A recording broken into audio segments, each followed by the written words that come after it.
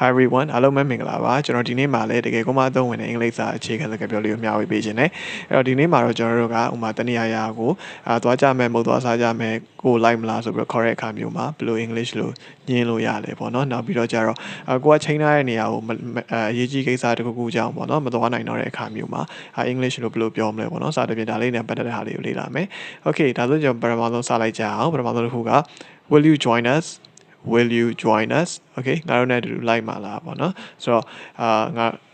မုတ်တော်စားဖို့ရှိတယ်ဒါမှမဟုတ်ရုပ်ရှင်သွားကြည့်ဖို့ရှိတယ်ငါနဲ့အတူလိုက်ခဲ့မလားဒါမျိုးမေးချင်တယ်ကျွန်တော်တို့ Will you join us အဲ့လိုမျိုးမေးလို့ရတယ်နောက်တစ်ခုကကျတော့ I'm sorry ပါပေါ့နော်မလိုက်နိုင်ဆိုလို့ရှိရင် I'm sorry အဲ့လိုပြောလို့ရတယ်နောက်တစ်ခုကကျတော့ I already have plans I already have plans okay ငါမှာအစီအစဉ်ရှိပြီးသားမလို့ပေါ့နော်ဆိုတော့ဥပမာဆိုတော့ Will you join us လို့မေး I'm sorry I already have plans okay I'm sorry I already have plans ဒါမျိုးလေးပြောလို့ရပါဘောနော် sorry ပါအစီအစဉ်ရှိပြီးသားမလို့ချိန်ထားရရှိလို့ပေါ့နော် okay နောက်တစ်ခုကကျတော့I'm not feeling very well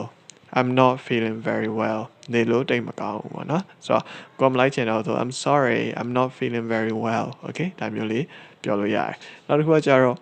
Will you be here soon Will you be here soon okay မင်းမကြခင်ငါတို့ဒီချိန်တိုင်းနေအောင်ရောက်တော့မှာလားပေါ့နော် Will you be here soon ရောက်တော့မှာလားလို့လှမ်းမေးရတယ်လို့ရှိရင်ဥပမာကိုကမသွားပြတော့ဘူးမလာနိုင်တော့ဘူးဆိုကြတော့ဘယ်လိုပြောလို့ရလဲ Sorry I can't make it Sorry I can't make it okay sorry ငါမလာနိုင်တော့ဘူးပေါ့နော်နောက်တစ်ခုကကျတော့ something urgent came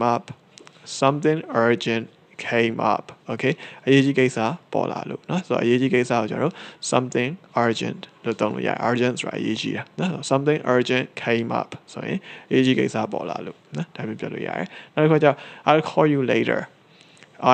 you later okay ငါနောက်မှပြန်ခေါ်လိုက်မယ်ပေါ့နော်ဆိုတော့ဥပမာ Will you be here soon မင်းရောက်တော့မှာလားဆိုရင်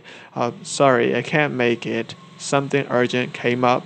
I'll call you later okay ဒါမျိုးပြောလို့ရတယ်နော် sorry မလာနိုင်တော့ဘူးအရေးကြီးကိစ္စတစ်ခုပေါ်လာလို့နောက်မှငါဖုန်းပြဆက်လိုက်မယ်တော့ဗောနော်ဒါမျိုးလေးပေါ့နော်ဟုတ်ကဲ့ပါကျွန်တော်ဒီ Foundation for English ရဲ့သင်ခန်းစာတွေကို Facebook မှာ YouTube မှာလေ့လာလို့ရပါတယ်လေ့လာပြတော့ကိုလည်းကျေးဇူးအများကြီးတင်ပါတယ်နောက်ထပ်သင်ခန်းစာဗီဒီယိုတွေမှာပြန်တွေ့ပါမယ် see you in the next video goodbye